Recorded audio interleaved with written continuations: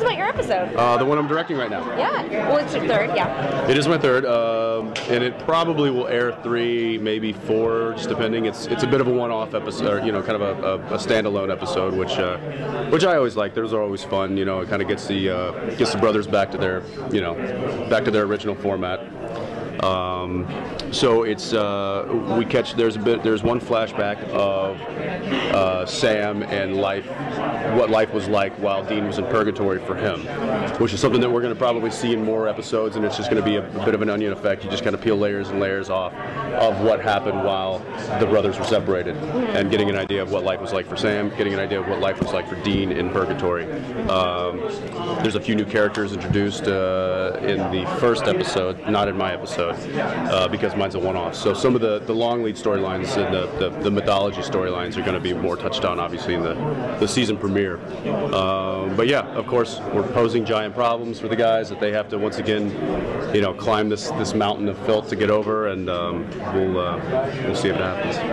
Can you share anything at all about any of these new characters or some of those badasses that we're going to meet in Purgatory? I see. Here's where I need to be a writer, because I can tell you, I haven't read anything that has given really specific descriptions of what these guys are doing or who these guys are.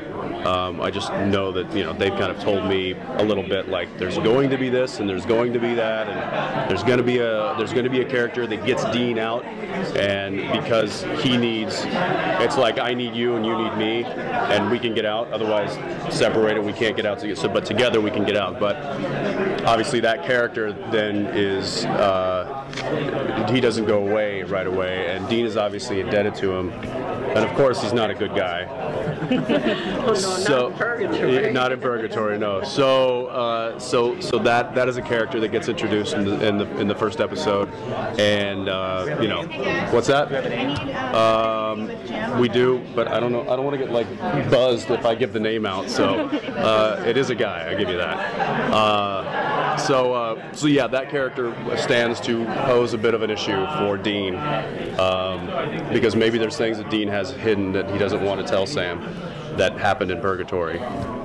You know, much like his experience in Hell, when the floodgates kind of opened up that one time and he explained what it was like in Hell. We might have a bit of a, you know, there might be something like that as far as his time in Purgatory. Why do you think that Dean has had such a hard time forgiving Cass when he did forgive Sam for a similar betrayal? I mean, I think the easy answer is blood. I think the easy answer is family.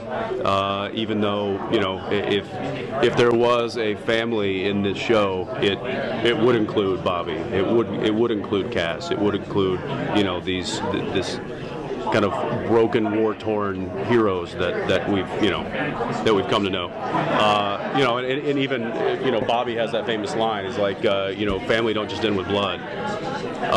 But I think, you know, the short answer is it is his brother, and, you know, there might be grudges held between them, but at the end of the day, that's the closest that he has to a companion, and it has had as you know, as a companion for many years. So I think with Cass, I think there was always, you know, it's unnatural. He's an angel. He's not a human, and I think that Dean relating to somebody like that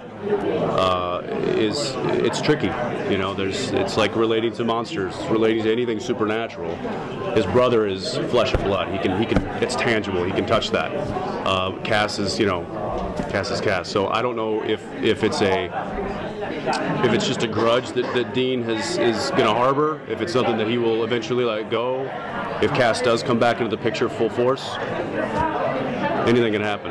On the episode that you're directing, since you said it's a standalone, can you say what's happening since it has nothing to do with mythology? And what is there a creature? Yeah, it's we're dealing with some Mayan gods, and there's basically a deal was made back in the Mayan days, and it's proving to kind of infect a few different people in modern day, and they are removing people's organs to use for themselves and to use for sacrifices, and you know, of course, Dean doesn't like that. So he rallies Sam. Sam is more focused on getting Kevin back, and Dean is like, look, fine, great, but we haven't found him. This is happening. We can't ignore this because this is what we do. So they go off and try to save some people.